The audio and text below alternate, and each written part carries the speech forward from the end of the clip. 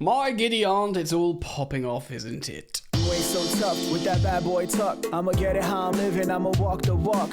Outline my lines, I rap through thought. Hello friends, what's going on? Welcome back to the channel Football Therapy with me, your host Jan, and I hope you're doing well, friend. I really do hope that. Welcome back to Chelsea News, and it's going to be a good video. I can feel it. Today we're discussing the potentiality. Oh, the potential. Is potentiality a word? Have I immediately embarrassed myself in the video? I think it might be, so let's keep going. The potential of Chelsea making 4 more additional signings, despite only having a few days left before the league starts. Of course, the window remains open for a little bit longer. I understand. Romano tweeting out by Vlahovic. So we can talk about that a little bit more. And some fun. Not that that isn't fun, but fun also. We'll do a Premier League stats player comparison, and we'll do that on the screen between Robert Sanchez and Kepa Arrizabalaga. Because maybe some people are speculating that Sanchez could be Chelsea's number 1. So, thank you for joining me. Settle in. Hope you're comfortable, because it's important to be comfortable. Thank you for liking and subscribing to this channel, Football Therapy. And let's do it. Okay, before we talk about Dusan Vlahovic in isolation, let's have a little look here. Simon Jones writes on the Mail, Pochettino still wants 4 new faces at Chelsea Football Club. Now, let's think about this. We've got rid of a load of players. We don't need to reel off the names. We know we've lost a lot of players, and that's good. Recently, of course, we are juicing up our sister club, or South Strasbourg in Ligue 1. Angelo's going over there. I think Ugochukwu was going there as well. And also Washington slipped through the nets. That young Brazilian forward that was at the same team as Angelo, I believe. They're both at Santos. Anyway, so 3 high-profile loanees for Strasbourg from Chelsea directly. I think that's the maximum 3. And in terms of, obviously we own Strasbourg. I mean, Strasbourg fans won't like to hear that, but Blueco owns them, with the intention of probably doing better things for Chelsea. But my word, we've given them, like, the players we've loaned them are worth loads of money in terms of what they're used to. But we've broken their transfer record as well for a centre-back. We've signed other players for them, so they should be pretty darn happy. Anyway, to get back to this, we've got rid of loads of players. We still need to get rid of more in terms of players that aren't going to be utilised in the squad. And actually, Pochettino has pretty much said that more need to go. But apparently more to come in. So Chelsea manager Pochettino is expecting 4 new arrivals before the window closes. It sounds wild to me. Leeds United Tyler Adams could be the first, and that story is developing as well. We spoke about it here on the channel yesterday on that video. Feel free to check it out. I actually quite like Tyler Adams. For £20 million, that seems like a good option. The Athletic are also reporting that news is coming along. Of course, we want an attacking midfielder / right winger, left footer ideally, and now it looks like Brighton are getting Mohamed Kudus. We're working on Crystal Palace winger Michael Elise. And Michael Elise, he is currently injured, which is making the deal difficult because we don't, you need to know the severity, you need to liaise with the selling club's medical department, which you never really are going to trust, and this can cause all kinds of issues. Do you remember Fekir was going to be massive Liverpool move, all this money, but then they weren't sure with the injury. And in what we're dealing right now with Hakim Ziyech, what's going to happen to him? I thought that would have been sorted by now. He's in the external squad. He's not in the main squad. Ziyech. He's with the Lukaku gang. So let's see what happens there.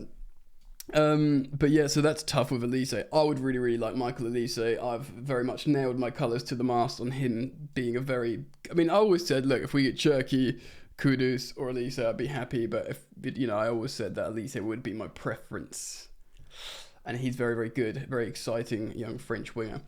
Yeah, so of course, also Juventus's striker Dusan Vlahovic, more on him in a moment, and of course Brighton's Moises Caicedo, and of course he's made it very clear he wishes to join. Now, Chelsea, of course, have to meet Brighton's £105 million valuation. It's going up all the bloody time. It just keeps going up. But Adams is a more straightforward release clause of £20 million. And you can get both. You absolutely can get both. You can get both. So conventional double pivot players, you would have Enzo and Caicedo, and then back up you'd have Santos and Adams. Perfect. You know, 2 for each position, and you know, understudies as well. Granted, Tyler Adams, if he's like pushing mid-20s, but still young, good player. Palace have not been happy about Chelsea's approach for Elise, who is also on City's radar. But Palace want Chelsea left back Lewis Hall on loan. He is a midfielder, that poor lad that's just put in great performances at left back, that has stitched himself up to be branded left back. But, you know, if he gets some Premier League minutes, I'm sure I would just be happy to play it. Brighton say they expect Caicedo to start the opening game. Well, look, Crystal Palace, we do have a relationship with them. We lent them Ruben Loftus-Cheek. We lent them Conor Gallagher. Both were great contributors to those relevant campaigns. You'd think the relationship remains with Palace. Yeah, I'm happy. I mean, the thing is, Lewis Hall gets such a rough ride. I always say it on the channel, he was our best performer in those games against eventual treble winners Manchester City, and he was playing out of position as a teenager. He's good to go, man. Like, the thing is, no one can say, oh, but Lewis Hall, he's just not ready to play for Chelsea. He's done absolutely nothing to show that at all. He was unlucky. He was like, I think Liam Twomey of The Athletic said he's one of the losers of pre-season because he just didn't get enough minutes under Pochettino, which is frustrating.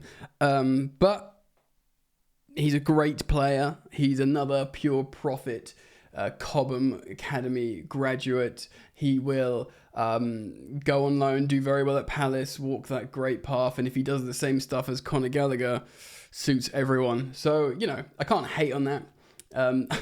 They still have Roy Hodgson, don't they? But apparently Roy Hodgson plays Galactico tiki-taka football now. And, you know, Elise caught fire at the end of the season playing under Hodgson. So, I am... Yeah, if the Hall goes far enough just alone, and if it gets us Michael Elise, it'd make a sense, I think. All right, Fabrizio Romano tweeting this. Chelsea and Juventus have scheduled a new round of talks to discuss Vlahovic and Lukaku swap deal. It will take place via the intermediaries. You never see swap deals, so even if there's like players going both ways, they always get segregated into other deals, and they're like the relevant respective clubs are saying, "Oh no, they're just 2 separate deals." I think there might be like some sort of tax or something involved that makes them do that. Who knows? Juve insist on €40 million fee to be included, but crucial point is Chelsea decision on Vlahovic. It is up to Pochettino. Good, you'd like to think it's up to Pochettino. If they just lumped Vlahovic on him, they didn't want him. So look, what's €40 million? What's that, 34 million quid? So you give them Lukaku, you absolve yourself of Lukaku's wages, and him as a problem generally, and you pay 5 million quid for Vlahovic, who he was a very expensive striker, and he'll definitely be on less wages than Lukaku, but I still think he'd want high-ish wages, which could be problematic. But look, man, I've explained my issues with the Dujan Vlahovic situation. We've got young, very promising strikers in Nico Jackson and Armando Broja, and that's leaving out David Datro Fofana. If you said to me, Jan, you could have any striker, I'd say, hold out. Nico looks pretty good. Can we all just calm down for a second, please? Wait till January. Bring me Ivan Toney, baby. That's what I want personally. He'd be perfect for playing in the likes of Nkunku, getting some goals from the midfield, combining wide. He works so hard, Ivan Toney. Maybe there's more reasons with his gambling stuff that even though he can play football in January, maybe Chelsea are wary of other stuff. I don't know. But that's what I'd do personally. There has been stories that we've reflected to that Paul Winstanley, Chelsea sporting director or co-sporting director, has been interested in Ivan Toney. But if we want another striker and we want to get rid of this big, stinky Romelu Lukaku problem, I'm not saying he's stinky, I'm saying the problem is, I've never smelt the man, but I don't want to be backed into the corner and then lumped with another high-profile striker that doesn't work out, even if it's for not that much money. I said it yesterday, didn't I? Like when Juventus bought Vlahovic from Fiorentina, he'd scored 17 goals in half a season, which is scintillating for playing for a relatively smaller Serie A side. Smaller than Juve, of course, to score that many goals. And then he scored the same amount of goals again in 3 times the amount of time. So he obviously went off the boil massively. Now, it really does come down to, can Pochettino get goals out of this guy, the young Serbian? Does he feel like he can get him cooking? It's so hard to get excited about. If he comes on, and even if he's not on the £325,000 a week Lukaku's on, but even if he's on like 200k a week, that's more than double than Mudryk. Do you know what I mean? And suddenly you're thinking, is this worth it? And you start to realize how much you lean into the new ownership's wage structure model, and you're like, yeah, it does make sense. I don't want just like knobbers coming into my club and taking ridiculous amounts of money and not doing their job. So look, he could be wicked, but less than 2 years ago he looked incredible. Maybe he still is. He's still young, and maybe he can just come to the Premier League and do well. It's not like Juve have been great generally under Max Allegri. I know they found some form, towards the end of their campaign, but he wasn't like part of that really. He scores like a few goals, but I don't know, man. It's very hard to get excited about it, especially coming into a harder league. Let me know what you think about Dusan Vlahovic, but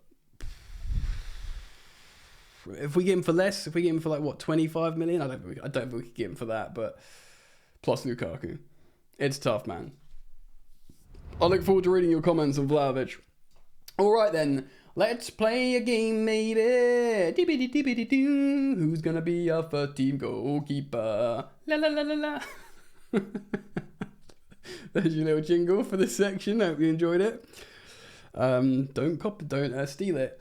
Right, so here we have Robert Sanchez, Chelsea. Kepa, Chelsea, though Sanchez still has the Brighton photos. We still haven't done media day. Now, the sample size here is pretty close. Probably about it's 20 odd apart, essentially, which I'm not gonna do. I'm going to do all seasons. And yes, Kepa had a stinky season, but Sanchez also had poor form and fell out with Roberto De Zerbi. So look, none of them have any goals and assists. Slackers. Kepa has probably like a similar clean sheet to appearance ratio. Playing for Chelsea is not necessarily great. And similarly, probably, a similar ratio for saves as well. Sanchez gets more yellow cards, and he's even been sent off. Not that that matters. Now, I'm not going to look at attacking. What does team play do? Passes. Kepa's made more. Sanchez has made a lot of passes too. Remember the appearances here. Pass completion. Now, this is what worries me.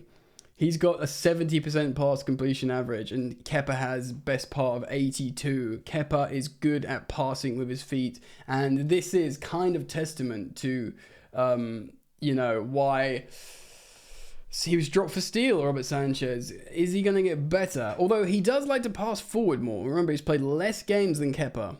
I know how you can pass backwards, good, but I think instead of sideways. So he's played less games than Kepa, but despite that, he's made 200 passes more forward. So he's more assertive. Is there tackles? Yeah, they both made 4 tackles in their whole career. Kepa's conceded 20 more goals. And yeah, these stats aren't really important, are they? Goalkeeping! This is what we're going to look at, baby. Kepa's got more clean sheets, more games, of course. Kepa's conceded more goals, 20 more goals. And I know he's played more games, but yeah, I don't know if that ratio fits exactly. Saves, so this is the one that's important. Saves per match. They're pretty frigging close, dude. Robert Sanchez just about sneaks it with 2.47 saves per match over Kepa's. And remember, playing for Brighton, you won't always theoretically be as dominant as Chelsea, so you'll have to make more saves. He's got a very slightly better save percentage. Very, very, very slightly. And very slightly better saves per match. They both saved 1 penalty. Kepa's only faced 6 and he's faced 13, so he's not very good at saving penalties. He punches a lot less than Kepa, but he does do high claims. Now, high claims are good. Remember, we all were really sad that Kepa was just letting the ball fly over him and then someone would just tap it in, to the point where Cesar Azpilicueta and co all shouted, Kepa! And then Mendy came in, big, tall Edouard Mendy, and just started doing high claims, and everyone putting together a collective sigh of relief, and we all felt a lot better. Kepa is not a high claims guy. So that's good from Sanchez. I mean, he's just a lot bigger as well. Sweeper clearances, Kepa's this. Yes, again, sweeper keeper's important. Kepa's much better at sweeping. And throwouts. Not that I really care about throwouts. Kepa's done more. I don't really care. I mean, you kick it out, throw it out, just get it out, and you know, and accurately. This is like, he makes this, his saving. He's about the same as Kepa at saving. He is better at claiming.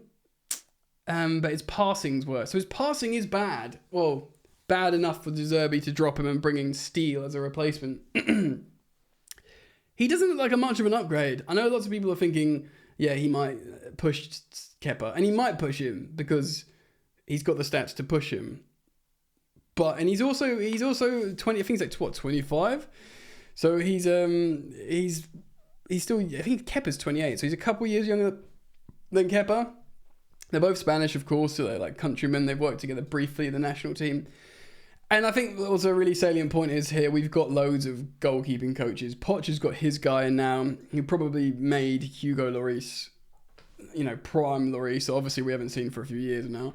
So there is that. There is the Brighton goalkeeping coach. Is it Ben Roberts from Brighton? He will obviously really like Sanchez and feel like we can get the best out of him. And remember, these stats that we just looked at, that the bad ones from Sanchez, probably would have been nuked by the poor form. Similarly with Kepa, but again, it's same, isn't it? Kepa looks pretty good, man. So yeah, there you go. I'll be very interested in reading your comments. Please do leave them. Thank you for liking and subscribing, and yeah, keep it locked, friends, because there's always content here for you, my dear sweet friend. All right, peace.